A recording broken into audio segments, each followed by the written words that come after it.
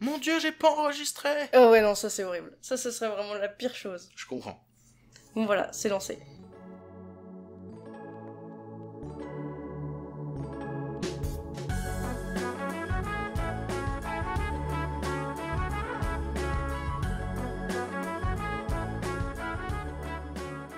Et effectivement, ce podcast est bel et bien lancé à toute bombe dans vos oreilles. Victor, sa chérie et sa collection de Monopoly m'ont accueilli chez eux pour enregistrer ce 5e épisode de La Case. Et j'espère, chers auditoristes, que vous allez apprécier la discussion que j'ai eue avec Victor Bonnefoy, qui est connu entre autres pour sa chaîne YouTube In The Panda, où il y poste des courts-métrages, des vidéos à propos de films et parfois même des chansons. Il a aussi travaillé avec Spotify pour l'excellente série audio L'Employé. Si vous ne connaissez pas son travail, peut-être que cette discussion vous donnera envie de le découvrir, car c'est quelqu'un avec une grande sensibilité qui laisse en plus très bien paraître dans ses œuvres. Et je vous préviens quand même comme ça avant cet épisode, mais on a quand même spoilé Dragon Ball, Naruto et One Piece, alors je tiens quand même à le dire qu'on a précisé à chaque fois quand c'était, donc j'espère que comme ça vous ferez pas avoir, si jamais vous avez pas lu ses œuvres. En tout cas, je vous souhaite une très bonne écoute. Bonjour, aujourd'hui je reçois Victor. Salut. Voilà, et je suis très contente de te recevoir parce que depuis que t'as sorti ta vidéo sur le cinéma et les mangas, j'avais tellement envie de te poser des questions sur qu'est-ce que tu lis, qu'est-ce que tu regardes, tout ça, donc je suis trop contente que t'aies accepté de participer à ce podcast. C'est un plaisir. Et donc la première question que je pose à tous mes invités, c'est toujours la même, la première, c'est quel est le manga que t'as lu en premier ? Alors c'est un peu compliqué parce que ça a été en 2 temps. En fait, à la base, j'avais trouvé les mangas dans la chambre de mon oncle, avec qui j'ai à peine 5-6 ans d'écart, et il lisait Ranma 1/2 et il lisait Dragon Ball. Donc quand j'étais vraiment enfant, j'ai découvert les mangas avec Dragon Ball et avec Ranma 1/2. C'est ça vraiment qui m'a forgé, qui m'a fait dire waouh, c'est vachement bien. Et plus tard, le premier vrai manga que j'ai acheté, le premier vrai, en tout cas c'est ma mère qui me l'a acheté, qui m'a dit tiens, il y a ce truc, ils en parlent partout, ça a l'air sympa, c'était Naruto. Qui ça étonne. Et du coup, j'ai reçu le premier tome de Naruto, et je me suis dit putain, c'est vachement bien les mangas, j'aime beaucoup, en plus ça me rappelle Ranma 1/2 et Dragon Ball que je lisais. Et du coup, j'ai commencé à acheter les Naruto qui sortaient dès la publication du premier. Et en parallèle, au même moment, est arrivé Bleach aussi. Donc du coup, je me suis mis à acheter les Bleach. Et en même temps est arrivé One Piece. Donc il y a eu vraiment le trio des enfers, Naruto, Bleach, One Piece. Et j'ai fait, ok, on va aller là-dedans à fond. On va acheter que ça et ça va être trop bien. Mais c'est trop cool.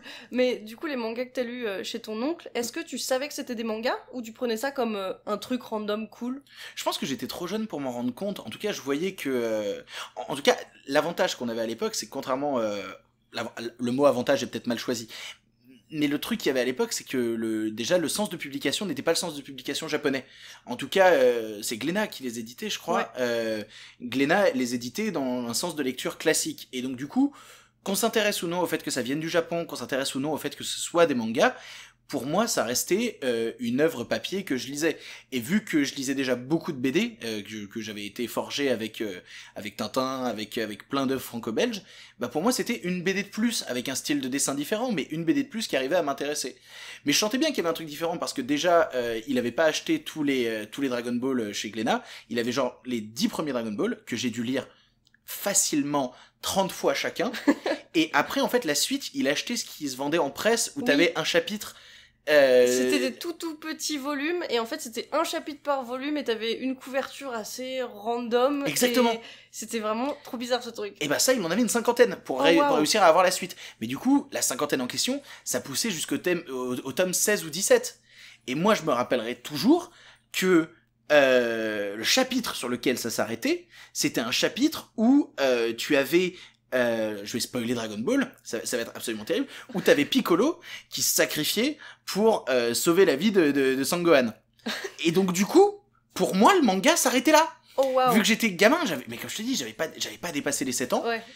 Et donc du coup, je relisais tout le temps la même boucle, et je m'arrêtais à Piccolo meurt pour sauver Sangohan. Et je savais pas que ça allait plus loin. Et le jour où j'ai commencé à acheter des Naruto, etc., je me suis renseigné sur les mangas. Tu sais, l'époque où il y avait des reportages dans les journaux absolument horribles, genre les mangas, ce nouveau phénomène qui terrorise la France. C'est affreux. Voilà, exactement. Et du coup, ça m'a poussé à lire ensuite la suite, faire putain, il y a d'autres Dragon Ball, c'est formidable. Mon Dieu, Toriyama, tu es un génie. Mais en parallèle de ça, en fait, on avait déjà cette invasion-là parce que je regardais beaucoup de dessins animés et donc je regardais en tout cas, j'étais de la fin de la génération qui regardait Ulysse 31, qui regardait Albator, qui regardait Jace et les Conquérants de la Lumière, qui avait vu passer les Chevaliers du Zodiaque. Donc déjà, en fait, nous, cette vague d'animation japonaise, ou en tout cas ce style de dessin japonais, on se l'était déjà approprié, en fait, parce que ça passait sur nos télés et tout. Donc en fait, on se faisait plus la question de est-ce que c'est du manga, est-ce que c'est de la BD ou quoi. Non, juste, on avait envie de lire des œuvres cool, et voilà. Et après, moi, ça s'est développé au lycée, etc., dans plein d'autres registres. Ouais, et en plus, dans ses premières versions, qui étaient du coup publiées en sens français, il corrigeait. Il changeait toutes les onomatopées, et il se faisait chier à les effacer et à mettre des onomatopées françaises. C'était l'enfer. Ouais, je pense pour ceux qui travaillaient là-dessus, ça devait être horrible de retravailler toutes les planches. Mais je me dis aussi, ça permet, quand t'es gamin, comme tu disais, de directement, sans avoir de problème de culture, de sens de lecture et tout, de rentrer dedans. Et du coup, je suppose, vu que ta mère t'a acheté le premier tome, elle a pas été réticente à l'idée de t'acheter des mangas? Non, pas du tout, parce qu'en fait, l'oncle en question, c'était son frère. Et donc, elle, c'est un truc qu'elle avait regardé, elle aussi. Elle avait vu son petit frère regarder les Chevaliers du Zodiaque, regarder tous ces trucs-là. En fait, je suis issu d'une génération, mes parents sont plutôt jeunes, où c'était normal, ça faisait partie du paysage, et c'était pas comme Ségolène Royal le disait à la télévision avant, quelque chose qu'il faut supprimer parce que nos jeunes têtes blondes, oh là là, c'est terrifiant. Non, justement, pour nous, c'était quelque chose d'assez naturel et normal. Et puis elle voyait bien aussi que parfois je ramenais des mangas du lycée, parce qu'en fait j'avais une amie qui achetait beaucoup de mangas, mais on était à l'époque où vraiment, tu sais, il y avait une division entre les mangas masculins et les mangas féminins. Il y a toujours, hein, je te rassure. En fait, je te rassure. Je trouve que c'est plus ouvert aujourd'hui. En fait, en tout cas, je m'en rendais compte en lisant... comment ça s'appelle, Wonderland... j'ai oublié le nom. C'est pas Deadman Wonderland, c'est... My Promised My Promised Neverland, où en fait on s'en fout que ce soit pour les garçons ou pour les filles. My Promised Neverland, pour moi, je trouve que ça abolit certaines barrières, et à l'époque je les trouvais rares, ces mangas là qui abolissent ces barrières, parce qu'on me disait oh tu devrais lire Nana, et moi je les regardais, je disais je m'en fous un peu de Nana. T'as jamais lu Nana? Ça m'intéressait pas, mais par contre mais je suis désolé, mais par contre j'ai lu à l'époque Fruit Basket. Ah yes. J'ai lu Fruit Basket, et celui où je me suis dit en fait on s'en fout, c'est le jour où on m'a fait lire Anima Plus. Je vois, c'est le truc avec il y avait une fille, le personnage principal, elle avait pas des ailes noires? Si, oui, exactement, c'était des ados qui pouvaient se transformer en animaux et tout, ils vivaient des aventures. Et en fait, elle m'avait dit tu devrais lire ça va te plaire, et elle me conseillait des mangas, et là où je me suis dit ouais, en fait on s'en fout, et c'est là où je me suis ouvert à d'autres trucs, et à d'autres styles, à d'autres registres. Ok, donc t'as vraiment commencé vraiment intensément à lire des mangas au lycée ou au collège? Au collège c'est sûr, mais comme je te dis, moi ça remonte déjà dès l'enfance, parce que Ranma 1/2 et Dragon Ball c'était déjà très gamin, j'avais 6-7 ans, tu vois. Ouais. Mais tu sais, en fait on fait partie aussi de cette génération qui a vu débarquer Pokémon. Et du coup, moi, quand j'avais 5-6 ans, j'ai vu débarquer Pokémon et j'étais fan, et je dis putain, il y a Yu-Gi-Oh, il y a Pokémon, il y a Digimon, je veux voir ça. Et donc en fait, ce style de dessin-là nous paraissait pas incongru. En fait, ce style de dessin nous paraissait carrément naturel, et quand on a vu, en tout cas quand ça s'est ouvert et qu'on en a beaucoup plus importé en France, et qu'on a eu vraiment des boutiques de mangas qu'on commençait spécialisées à ouvrir, où il y avait des tonnes et des tonnes de registres, pour nous c'était la caverne d'Alibaba, parce que c'était, oh mon dieu, on est passé à côté de tout ça.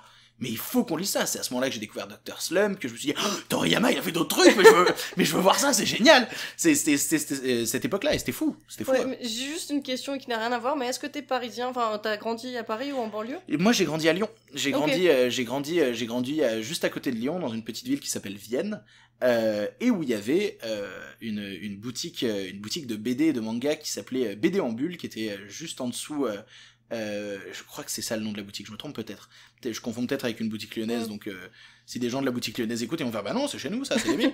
Mais en tout cas, voilà, il y avait ce magasin de BD qui a ouvert, BD manga, et en fait, j'ai vu le rayon manga s'agrandir de plus en plus et rogner sur le rayon BD, tu vois, et je l'ai vu avec le temps, ce truc-là, et j'ai fait mais c'est incroyable ce qui est en train de se passer, mais je veux suivre ça, c'est fou. Ouais, mais je te posais cette question parce que, en fait, j'ai beaucoup d'amis qui viennent entre guillemets de province, et du coup ils ont galéré à trouver des mangas, et donc souvent ils avaient lu 2-3 séries mais pas plus. En plus dans leur bibliothèque il y avait rien de proposé, et donc c'est aussi, je trouve, un avantage de vivre dans une grande ville pour ça, c'est qu'on a vraiment eu cette culture du manga qui s'est instaurée beaucoup plus vite que dans les petites campagnes Ah bah, aux alentours. Moi j'habitais dans une petite campagne, mine de Ouais. rien. J'habitais dans un patelin qui s'appelait Chonal-en-Ballon. Donc autant te dire que à part 3 vaches, il n'y avait pas grand chose autour. Ouais, mais t'avais de la Et- chance d'avoir une boutique de BD du coup et de Bah, manga. on avait une boutique. On avait une boutique et sinon il y avait la boutique. Alors je crois que ça a fermé ces boutiques-là, les boutiques majuscules. Il y avait des boutiques qui s'appelaient les boutiques majuscules et où ils vendaient des BD et où le rayon manga était tout petit, mais commençait petit à petit à grossir. Déjà, il était existant. C'est ça. Déjà il y en avait 2-3, donc déjà c'est pas mal.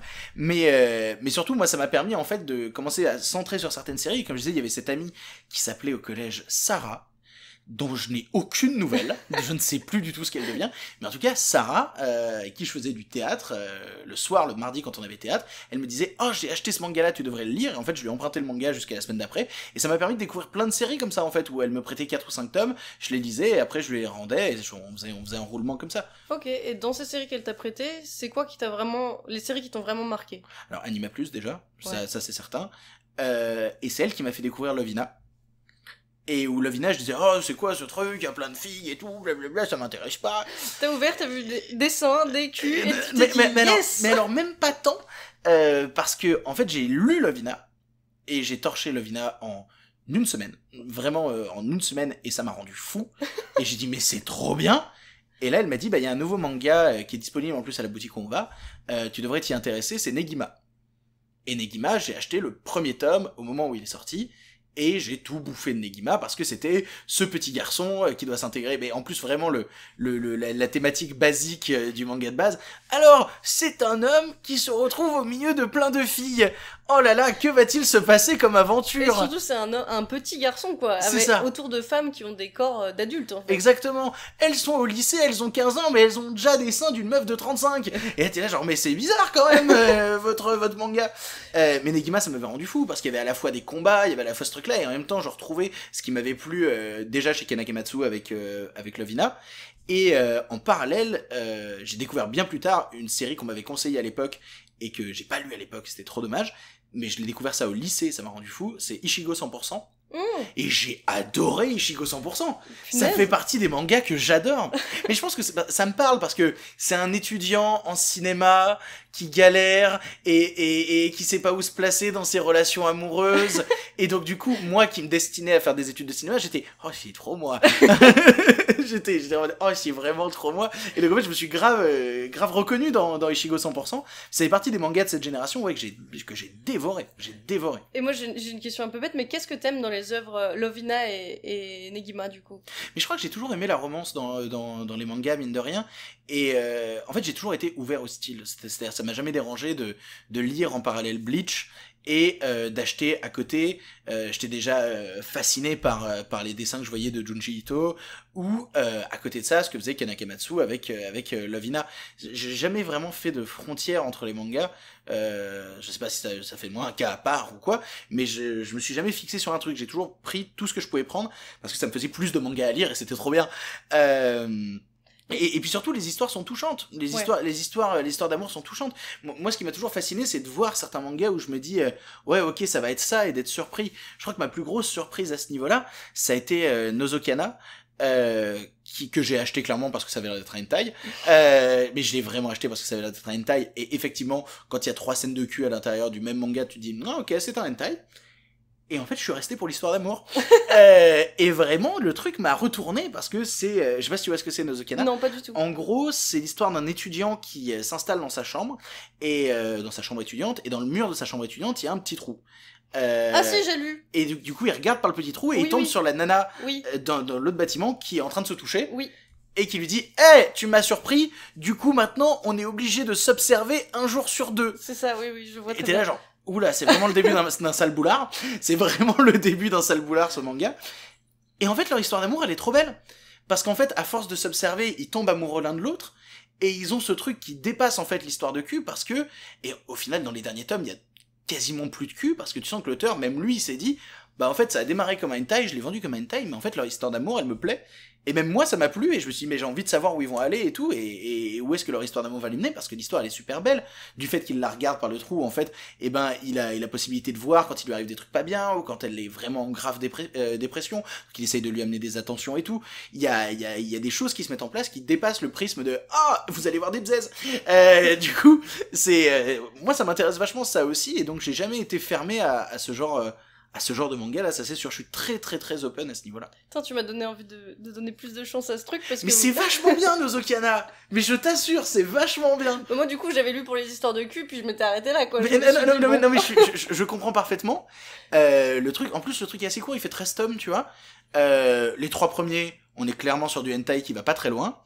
Jusqu'au moment où elle manque de se faire agresser par un type. Dans son appart. Et lui, il regarde par le trou. Sauf que c'est pas le jour où il a le droit de regarder par le trou. Il y a des règles strictes, il a pas le droit et tout. Et là, en fait, il se dit, bah putain, c'est pas possible, faut que je regarde, faut que je vois ce qui lui arrive. Il regarde et il voit que le type de l'autre côté va la tabasser, quoi. Et donc, du coup, il rentre par la fenêtre et tout, et il va éclater le mec. Et en fait, ces rapprochements-là, au final, l'histoire prend en texture, prend en volume, et tu te dis, bah putain, leur relation, elle est peut-être plus intéressante, en fait, que juste la dimension sexuelle qu'on nous avait donnée à la base. Et Nozokana, c'est vachement bien. C'est vachement bien. Tu le vends trop bien, j'ai Mais trop oui, envie maintenant. mais c'est vachement bien Nozokana, mais je le défendrai à mort. Je crois que je lirai ça ce soir. Et tu dis que t'es ouvert à toutes sortes de mangas, donc je vais te poser la question. Est-ce que tu lis des shoujo? Est-ce que t'en as lu? Alors, j'ai beaucoup de mal avec les termes. Les classifications, ouais. Et du coup, je ne sais pas du tout ce que shoujo veut dire exactement. Alors, oui, c'est vrai que c'est compliqué de classifier, mais en vrai, genre, shoujo, ça veut dire c'est un manga qui a été publié dans un magazine shoujo, qui a l'appellation shoujo. Mais qui est donc destiné à un public plus féminin. Ouais, entre guillemets, oui. Bah, je saurais pas... Après, ça dépend qu'est-ce qu'on appelle public féminin, évidemment. D'accord. Mais il y a beaucoup de gens qui mettent l'étiquette shoujo, surtout en France, uniquement sur des trucs qui sont basés que sur des histoires d'amour, où il n'y a pas d'autres trucs derrière, il n'y a pas de fantasy, il n'y a pas d'histoire de cul, c'est juste... Bah, Ichigo 100%, est-ce qu'on est sur un shoujo? Je sais pas du tout, faudrait que je cherche. Parce que c'est que de l'histoire d'amour, hein. Je pense... Parce que techniquement, Lovina, c'est que des histoires d'amour. Ouais, non, Lovina, c'est pas un shoujo. Ça n'a pas été publié mais c'est pas un shonen non plus, tu vois. Si, ça a été publié dans un magazine shonen. Ah putain, Lovina... Ouais. D'accord. Ah, je suis étonné. Ouais, si. Lovina et Negima, pareil. Alors, Negima, je comprends, parce qu'il y a une dimension combat aussi, il y a d'autres trucs en plus, il y a de la magie, il y a des choses comme ça. Moi, je te dirais Ichigo 100% comme ça, j'ai lu Fruit Basket aussi. Donc, oui, ça, Fruit Basket, ouais. Voilà, j'ai lu Fruit Basket. Aujourd'hui, je saurais pas te dire, en tout cas, ouais, dans les derniers mangas que j'ai achetés, j'ai pas regardé ça, en fait. C'est-à-dire que moi, ça m'intéresse très peu de savoir si c'est... pour filles, pour garçons, entre guillemets. Ouais, parce que... bah clairement, tu peux le voir, les 4 derniers que j'ai achetés. Attends, parce qu'on va t'aimer. Je m'en fous que ce soit un podcast. Vous n'entendez pas, mais je me déplace. Voilà, hop, tac. Tu vois, les 4 derniers mangas que j'ai achetés et que j'ai toujours pas lus, il y a My Hero Academia. Ouais, bon, là, shonen. On est clairement sur du shonen. On m'a conseillé ça, qui est Are You Alice, qui a l'air d'être un shonen aussi, mais... J'ai jamais lu. En fait, il paraît que c'est une relecture de Alice au Pays des Merveilles. Donc voilà, je m'y suis intéressé. Et les 2 autres, c'est des seinen. Et donc je ne sais pas ce que c'est qu'un seinen. C'est normalement une catégorie pour, on va dire, personnes un peu plus âgées, avec des histoires plus profondes et souvent plus de violence. Et ils se permettent aussi... parfois des scènes de baston, on va dire, où il y a du sang, des trucs un peu psychologiques, hard. D'accord, bah là, tu vois, j'ai pris les brigades immunitaires parce que ça me faisait rire. En fait, ça se passe dans un corps humain. Et en fait, c'est toutes les petites personnes qui travaillent à l'intérieur de ton corps. Ah, c'est genre la vie, mais en manga. C'est exactement ça. C'est l'histoire de la... C'est Il était une fois la vie en manga. Et donc, par exemple, il y a une scène, à un moment, il y a une scène de baise. Où on parle beaucoup de cul dans ce podcast, c'est terrifiant. C'est pas grave, le podcast d'avant c'était aussi beaucoup de cul. Yes, parfait. Mais dès qu'on parle de manga, je pense qu'on va tomber dedans à un moment. Et en fait, tu vois tous les petits personnages qui disent « Oh mon dieu, il faut aller remplir le corps caverneux, allons-y !» Et en fait, c'était pas du tout une scène de sexe. En fait, le mec dans lequel ils sont était juste en train de se branler. Ouais. Et du coup, tu les vois après dans le corps, et vraiment, tu sais, comme... Ils sont déçus. Ben non, ils sont tristes. Pour eux, c'est une scène comme après une mort, tu vois, où tu as vu en plus les petits personnages qui sont les spermatozoïdes, tu les vois les bonhommes dire « Oh là là, ça y est, on y va, c'est maintenant, c'est le moment !» Et en fait, tu vois vraiment le chef de la brigade qui pleure en disant « Ils sont morts pour rien !» Et vraiment, les brigades immunitaires black, ça m'a fait rire. Et Happiness, je l'ai toujours pas lu. Ça a l'air d'être un manga de vampire.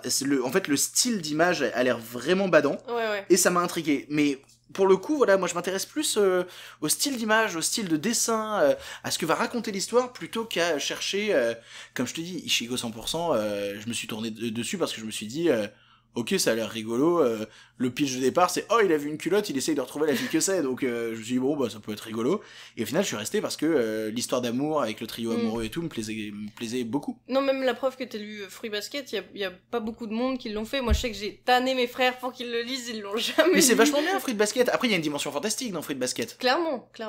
Mais c'est vraiment un shoujo dans le sens où on parle beaucoup des relations entre les personnages, on voit aussi en fait, ce qui caractérise un shoujo, surtout, c'est qu'on a le point de vue intérieur d'un personnage principal. D'accord. Donc, l'héroïne, c'est Toru Honda, et en fait, on a toujours ses sentiments, ses pensées, et son ressenti, et c'est plutôt ça qui caractérise un shoujo, parce que c'est souvent un personnage féminin, et du coup, tu vois la vie au travers elle, et comment est-ce qu'elle vit les aventures par elle, quoi, plutôt qu'avec plein de personnages différents et tout. D'accord. Alors, dans Fruit Basket, elle va en croiser plein, des personnages ou en couleur et oui, de toutes les sortes, mais c'est par le prisme de Toru qu'on aborde tout ça. Et pour le coup, j'ai pas lu Nana.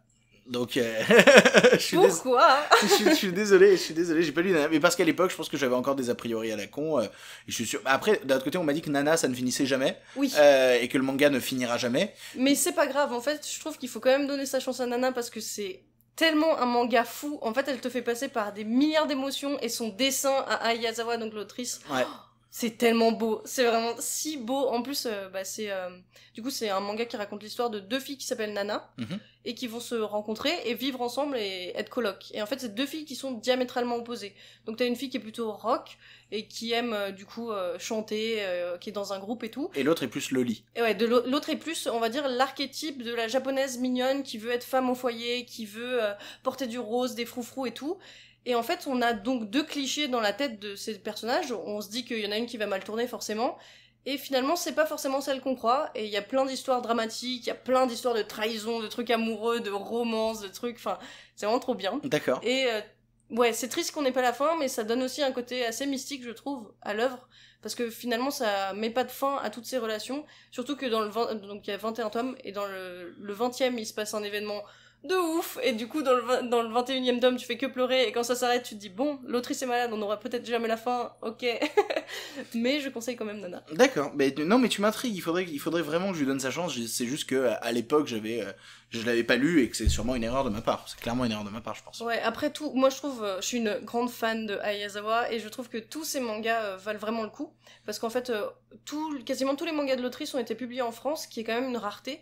Donc publié chez Delcourt, il me semble, et du coup on voit vraiment on peut voir l'évolution de son style. Donc au départ c'était beaucoup de romances de lycéens assez classiques, et puis ça découle sur des trucs genre Nana avec plein de liaisons. Il y a aussi Paradise Kiss que j'avais beaucoup aimé, Je connais pas du tout. Ouais, c'est l'histoire d'une fille qui est perdue au lycée et qui va finalement tomber sur des excentriques qui font de la mode, et elle va se trouver de passion pour ça, elle va rentrer dans ce milieu et voilà, ça va changer sa vie.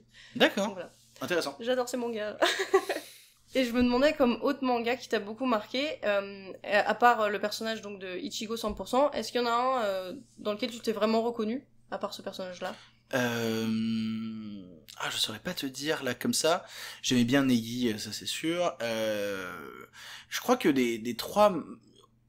On avait la chance déjà à l'époque de Naruto d'avoir un roster de personnages qui était gigantesque, donc du coup ça permettait avec tous les élèves de l'école ninja d'avoir chacun le personnage qui nous parlait plus, tu vois. Moi j'aimais bien Rock Lee, il me faisait rire. Il était trop touchant. Mais il était super touchant, il était super engagé. Puis le moment où il débloque la dernière capacité de son truc et qu'il dit je vais y aller à fond et j'ai pas le choix, s'il faut que je me sacrifie, je me sacrifierai. Beau contre Gaara, là. C'est tellement beau. Ouais, grave. C'est tellement stylé. C'était trop bien. Ouais, Naruto, j'ai arrêté de lire. En fait, j'ai eu un refus. C'est-à-dire qu'il y a un personnage qui est mort. Je vais spoiler Naruto. Attention, je suis désolé. Sauter les 30 prochaines secondes, ça va être terrifiant. J'ai arrêté de lire à la mort de Jiraiya. Ouais. Où j'ai dit non, mais ça m'intéresse plus en fait. À ce point. Ouais, non, c'était vraiment. Et quand ils ont tué Jiraiya, c'était trop dur. Parce que vu que j'avais grandi avec ce personnage-là. T'étais trop attaché. Bah ouais, il y a eu un truc qui s'est cassé en moi. Et où on pourrait en tuer plein d'autres. Mais Jiraiya, c'était vraiment le symbole d'une certaine dérision à l'intérieur de tous les combats ninja, qui était parfois un peu trop sérieux, et lui apportait justement cette vague de dérision avec ses grenouilles géantes et tout. Et où, ouais, Jiraiya, ça m'a fait mal. Jiraiya, ça m'a fait énormément de mal, et ça m'a Ouais, ça fait partie de mes douleurs de vie. Le jour où Jiraiya est mort, je crois que j'ai acheté 2 tomes après et j'ai plus jamais acheté Naruto. Putain, c'est ouf. Donc je ne sais pas ce qui se passe après. Je sais que Naruto est fini, mais je ne sais pas ce qui se passe. Et ça ne m'intéresse pas. Ok. Parce que Jiraiya est mort. Et donc du coup, je ne veux pas en savoir plus. C'est vous, non, vous m'avez saoulé. Je n'irai pas plus loin. Mais ça m'a fait un peu la même avec la mort de certains personnages de Dragon Ball ou quoi. Mais ouais, Jiraiya, ça a été quelque chose de difficile. Ça a été un moment de vie pas facile. Ouais, parce que t'as acheté Naruto depuis le premier tome jusqu'à du coup la mort de Jiraiya. C'est ça. Donc en fait, ça a duré pour moi pendant 6 ans, 7 ans, quelque chose comme ça. Où tous les 2 mois, j'achetais le nouveau Naruto. Donc il y avait quelque chose où j'ai grandi quand même avec le personnage en question, tu vois. Et même à l'époque, il est sorti tous les mois, toutes les 3 semaines environ. Donc t'avais vraiment un truc où tu t'attachais fort au personnage. Et ouais, Jiraiya, ça a été une douleur. Ça a été une vraie douleur. C'est ouf. Moi, j'ai pas souvenir que la mort de Jiraiya m'ait touché à ce point. Mais c'est bizarre parce que Naruto, j'ai aussi grandi avec, comme toi. Mais en fait, c'est dès l'arc Shippuden, j'ai décroché, en fait. Alors que moi, je suis resté à Shippuden. Ouais. J'ai trouvé ça intéressant, justement, Shippuden. Parce que je me disais, putain, vous arrivez à reprendre des personnages qu'on a vus dans la première série, et en même temps, à pousser leurs histoires plus loin, à raconter des choses en plus avec eux. Le départ de Sasuke, qui a rajouté aussi une dimension nouvelle. Le fait que Gaara, maintenant, il dirige tout le côté du sable et tout. Tu te dis, bah putain, il se passe des choses, quoi. Moi ça m'avait quand même captivé, mais en fait aussi ça a coïncidé, je pense, avec le moment où j'ai arrêté de lire beaucoup de shonen et où je me suis dirigé peut-être vers des œuvres plus matures. Je te parlais d'animés avant qu'on commence le podcast, où je te disais que avant je regardais plus des animés façon Lovina ou quoi que ce soit, et qu'après je suis parti vers des trucs de Watanabe avec Cowboy Bebop, Samurai Champloo et tout. Ça a fait la même avec les mangas papier, parce que je suis parti aussi du côté, l'auteur que j'ai le plus lu après, moi c'est Naoki Urasawa, où je suis devenu un fan mais incontesté, et je crois que ma plus grosse claque en manga de tous les temps, c'est Monster. C'est si bien. Monster, c'est la seule fois de ma vie que je me suis pris un jumpscare papier. C'est-à-dire que, vraiment, j'ai dévoré Monster, et dans le dernier tome, je ne raconterai pas ce qui se passe dans le dernier tome de Monster, je le promets, il y a un moment, tu tournes une page, et tu vois un truc. J'ai fait un bond, c'est-à-dire j'ai exprimé la peur, c'est-à-dire vraiment j'ai tourné la page, j'ai fait c'est vraiment vocalement il s'est passé quelque chose.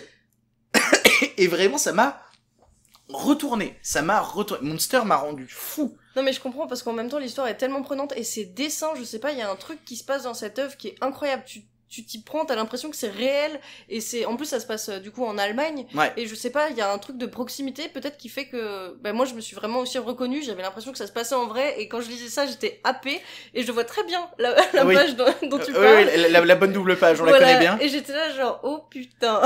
Non mais c'est fantastique, et après Naoki Urasawa, bon déjà en background de tout ça, j'avais commencé à m'intéresser à d'autres trucs parce que j'avais lu tout Death Note, qui je pense a été une étape aussi, de toute façon, Naruto, One Piece, Death Note, on est sur une génération où il s'est passé des trucs. Bleach, j'ai l'impression un peu moins pour certains, mais en tout cas pour moi ça a été fort. Mais Death Note a été beaucoup présent, et après Naoki Urasawa, j'ai enchaîné sur Billy Bat, j'ai enchaîné sur Pluto.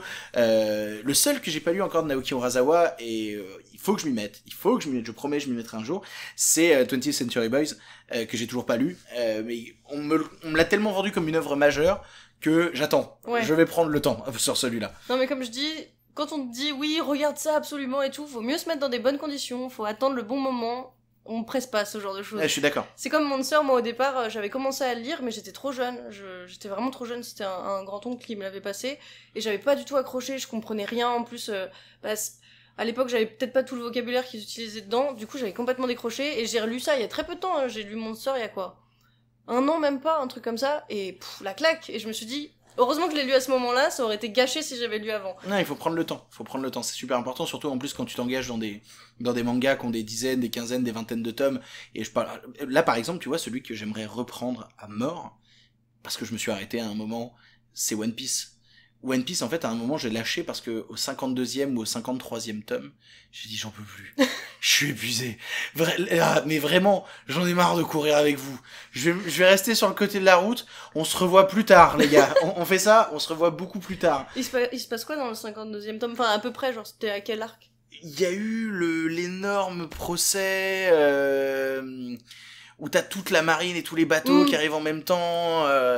Il y a eu ce truc-là, et j'ai lâché à peu près par là. Ok. Et est-ce que parce que dans One Piece, donc dans tout ce que t'as lu, est-ce que tu t'es pris une claque, genre comme la mort de Jiraiya, ou pas trop? Ah moi, il y a eu des moments, si, il y a eu des moments dans One Piece, alors là je pourrais pas te les reciter, mais il y a eu des moments dans One Piece où ça m'a touché profondément. Parce que moi je sais que j'ai chialé comme une merde, et je me disais, mais c'est pas possible de pleurer pour ça.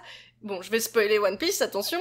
J'ai pleuré à la mort de leur premier bateau. Entre guillemets, la mort, oui. Tu vois, plutôt la destruction. Mais j'ai pleuré, mais comme une merde. J'étais là pendant 10 minutes en me disant, mais pourquoi je pleure pour un bateau? Mais One Piece, j'ai failli lâcher aussi au moment où ils sont tous séparés.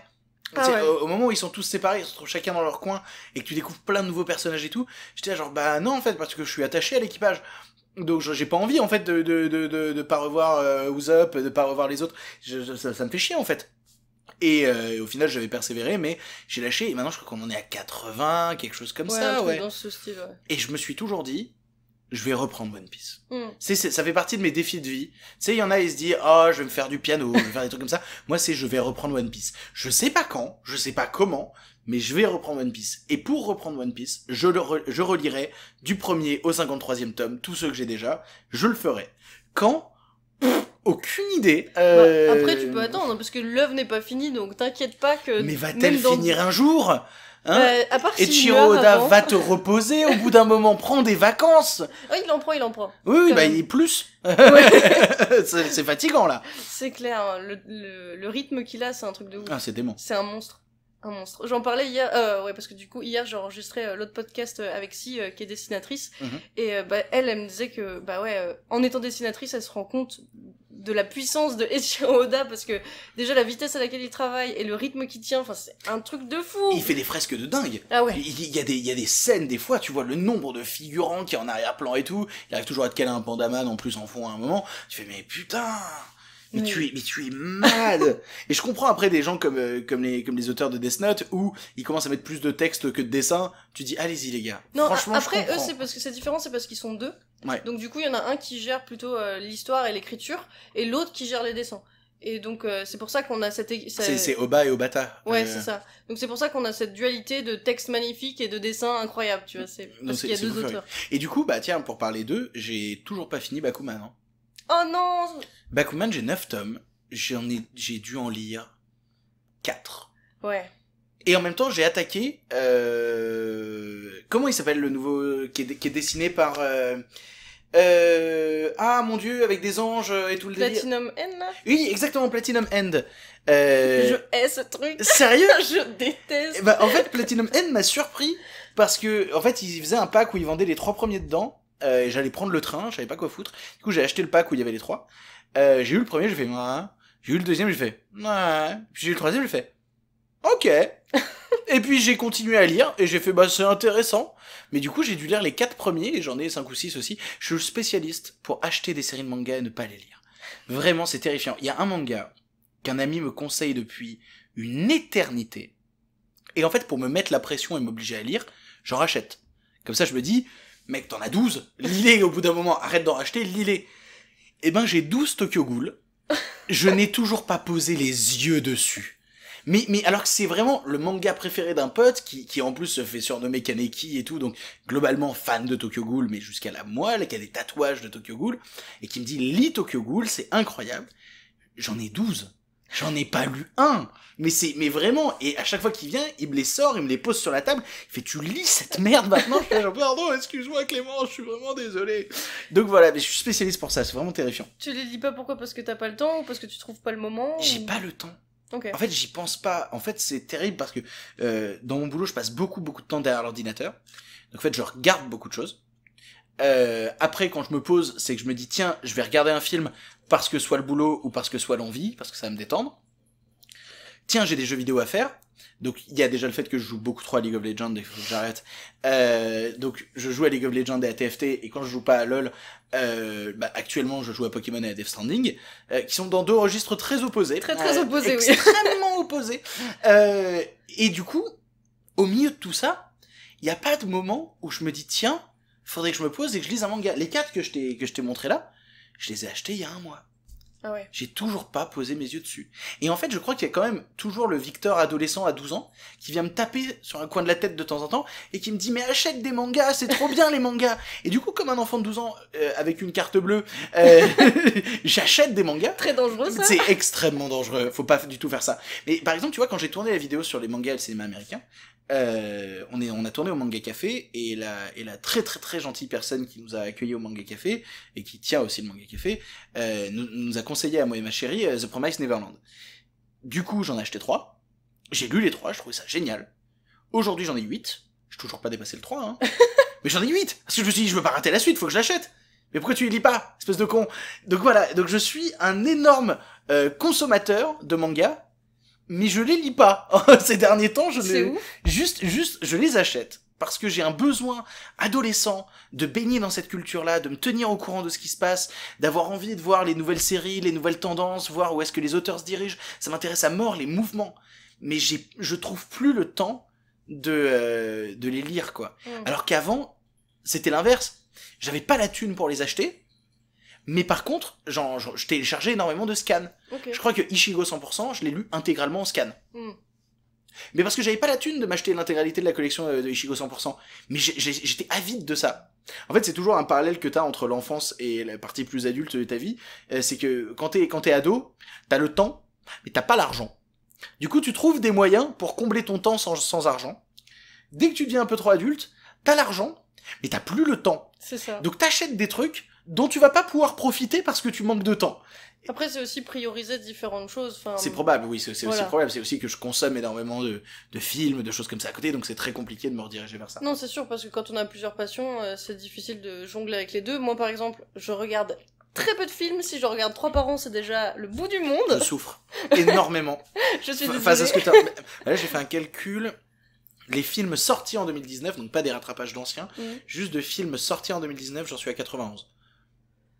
Waouh, Est-ce que j'étais au cinéma cette année? Ah oui.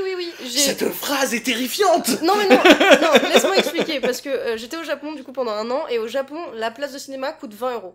Oh merde. Voilà. Et donc, je n'ai pas 20 € à mettre dans une place de cinéma, surtout que ça sera en japonais, et j'ai pas envie de voir un film en japonais. Ils font pas de VOST avec de l'anglais sous-titré japonais? C'est très rare. C'est vraiment très très rare. Et c'est souvent pour... les Disney t'oublient. C'est tout le temps en japonais. D'accord. Les Marvel t'oublient, c'est tout le temps en japonais aussi. Et ils ont quelques films qui sortent, mais c'est vraiment très rare de trouver un truc sous-titré en japonais. Je sais pas pourquoi. Même, attends, ils ont sorti, quand j'étais au Japon, Taxi 5. En doublé japonais? Oui. Oh, c'est dur. Oh, c'est dur. Bon, j'ai pas payé 20 balles pour aller voir ça, hein, mais... Oui, bah non, bah, il fallait pas. J'ai bien rigolé. Oui, bah je comprends bien. Je suis désolé, j'ai complètement dévié de sujet, excuse-moi. Non, mais y a pas de souci, on peut parler de films aussi. Hein. Mais ouais, non, j'ai vu qu'un seul film, c'était le film de Bong Joon-ho. Ah, voilà. Très bien Parasite. Ouais. Très bien. J'ai eu de la chance d'avoir une séance quand je suis rentrée du Japon, c'est une des rares choses que j'ai faites. Aller voir ce film. Mais ouais, on a dévié, du coup, je sais plus... Je suis désolé, à la base tu me parlais de personnages auxquels je m'étais identifié et tout. Oui, c'est vrai, on a dévié complet. On a dévié, mais on a pris une déviation de l'espace là. Mais c'est parfait, c'est ce qu'il faut. On a pris la navette Montreuil-Saturne, et puis on a dévié beaucoup, très très beaucoup. Non mais c'est bien parce qu'après je voulais te demander si actuellement tu lisais des mangas, donc là t'as répondu, tu voudrais, mais tu n'as pas le temps. Mais je voudrais, mais c'est ça le pire, c'est que je voudrais. Tiens, regarde sous la table. Il y a le dernier Astérix, parce que ça aussi c'est un rapport très à l'enfance. J'ai acheté Astérix et j'ai lu tous les Astérix et c'était super important pour moi. Il fait 40 pages le bordel. J'ai toujours pas pris le temps de le lire. C'est terrifiant ça. Alors que j'adore ce média, j'adore les mangas, j'adore les BD, j'adore ce genre de trucs là, mais j'ai de moins en moins de temps pour me poser et lire. Et moi c'est un truc qui... Tu sais, on parle de gens qui lisent de moins en moins, qui ont de moins en moins de temps de lire, mais c'est parce qu'on a tellement de sources nouvelles de distraction, de sources nouvelles de culture, que c'est très compliqué, et parce que la lecture est un média exigeant. Contrairement à regarder des choses qu'on peut faire de manière assez passive parfois, alors que certaines œuvres nous demandent d'être actives, les jeux vidéo qui peuvent être un moyen de se détendre, de s'évacuer l'esprit sur quelque chose, voilà, le manga, enfin le format papier, le format lecture, devient un format qui est plus exigeant que tous les autres. Parce que c'est un truc où tu es obligé d'être actif. C'est quelque chose où tu es obligé de t'investir à fond, de lire, de faire l'effort de tourner les pages, d'être dans une démarche active. C'est pour ça qu'on développe de plus en plus d'audiobook. L'audiobook, en fait, c'est juste une réponse à l'époque actuelle qui te dit t'as plus le temps de lire, de te poser et lire. Bah, mets ça dans tes oreilles et écoute-le quand tu prends le métro. Attends, je sais pas si ça existe des audiobooks de manga, mais... Non. Mais le jour où ça va exister, les ventes de manga vont s'effondrer. Ça va être terrifiant. On en aura un manga, on aura machin se jette sur machin, il se passe ça. Parce qu'en fait, on manque de temps. La lecture est devenue un média qui, dans notre époque, et je le déplore parfaitement, et je trouve ça triste, mais c'est devenu un média exigeant. Mais je trouve aussi, du coup, le parallèle animé-manga très parlant, parce qu'il y a beaucoup de gens qui regardent les animés et qui prennent même pas le temps de lire les mangas, peu importe la source, que ce soit en scan ou en manga Exactement. papier. Parce que, c'est plus simple de regarder l'animé que de lire le manga, même si, bon, de mon avis, regarder 800 épisodes de One Piece, c'est pas plus simple que de lire le manga. Non, à aucun moment, sur aucune putain de planète. Mais il y a des gens qui préfèrent faire ça, parce que aussi, tu puis peux avec faire les épisodes autre chose. filler horribles et tout, non, c'est terrifiant. Moi, j'ai toujours plus été fan du format papier. Pareil. Et vraiment, rares sont les animés que j'ai vus et où j'ai pas lu le manga. Je crois qu'à la limite, il y a l'Attaque des Titans que j'ai préféré en version animée. Mais à côté de ça, tu vois, j'adore l'animé Evangelion, mais j'ai lu le manga. Ouais. Et puis le manga était quand même vachement plus ardos quoi que l'animé. Puis il y a plus de cul aussi dans le manga. Oui. On y revient encore, mais en fait j'étais en train de citer les différences dans ma tête et je me suis souvenu d'une scène, j'ai fait oh il y avait plus de cul quand même. Mais du coup ouais, moi l'animé peut pas être lui tout seul parce que par exemple tu vois en ce moment tout le monde regarde One Punch Man. Ouais. J'ai préféré acheter One Punch Man et lire One Punch Man parce que je préfère le format papier est un format qui m'a toujours beaucoup plus parlé, mais qui, de par sa forme exigeante, qui te demande de t'investir, de prendre le temps, de te poser, tu peux pas faire ça par-dessus la jambe, sont rares les gens que tu vas voir dans le métro avec un manga, ça n'existe pas. Ça n'existe plus. Ça n'existe plus. Ouais. Mais c'est vrai que c'est un médium qui est exigeant, mais en même temps, je trouve ça aussi... je trouve aussi que comme on a beaucoup de sources de distraction et beaucoup de notifications, de trucs comme ça sur notre téléphone, l'ordi et tout, on a aussi en ce moment une culture de faut tout regarder, faut tout être au courant de tout, sinon tu vas te faire spoiler, sinon je sais pas, il y a un gars dans le métro, tu vas l'entendre parler de la fin de Naruto et tu vas faire oh non putain. Et donc on a toujours cette envie de rester toujours au courant de tout et c'est archi anxiogène. Ouais, je suis d'accord. Mais moi, je m'en étais rendu compte, en fait, que me poser et lire, c'était quelque chose que je faisais de plus en plus quand j'avais que ça à faire. Genre le train.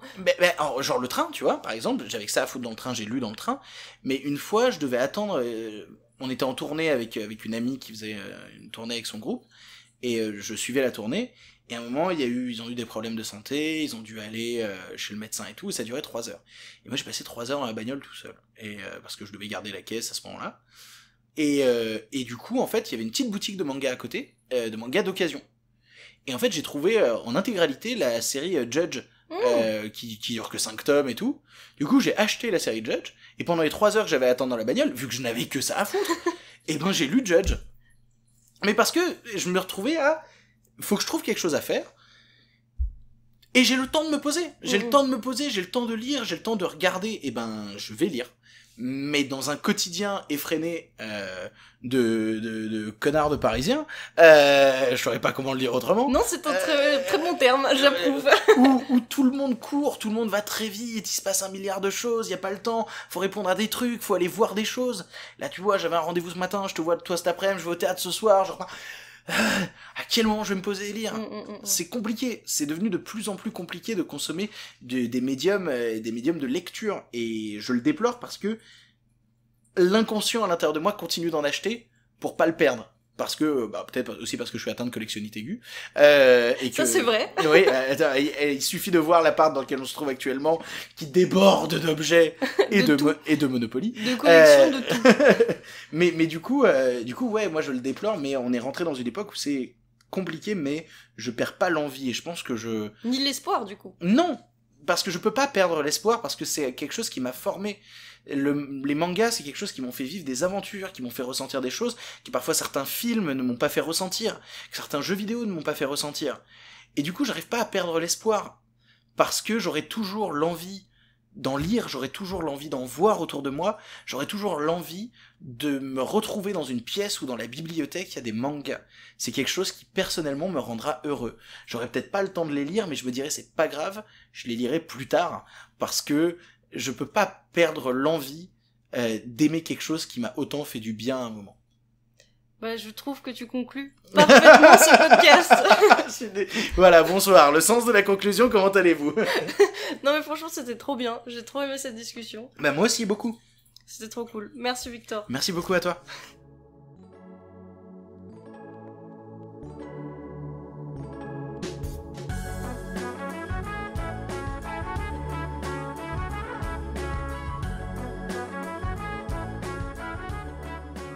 Merci d'avoir écouté cet épisode. Vous pouvez retrouver tous les liens utiles concernant mon invité dans la description, ainsi que tous les titres de manga dont on a parlé aujourd'hui si jamais un titre en particulier vous a intrigué. Sinon, je vous encourage aussi vivement à vous abonner à ce podcast si jamais vous voulez manquer aucun futur épisode. Et surtout, n'hésitez pas non plus à me suivre sur ma chaîne YouTube principale, l'Appendicite Chronique, et ou sur mon Instagram, l'Appendicite-du-bas, pour plus de contenu. Bref, je vous fais des bisous, c'était l'Appendicite et je vous souhaite bien sûr à toutes et à tous une très bonne année 2020. Cœur sur vous.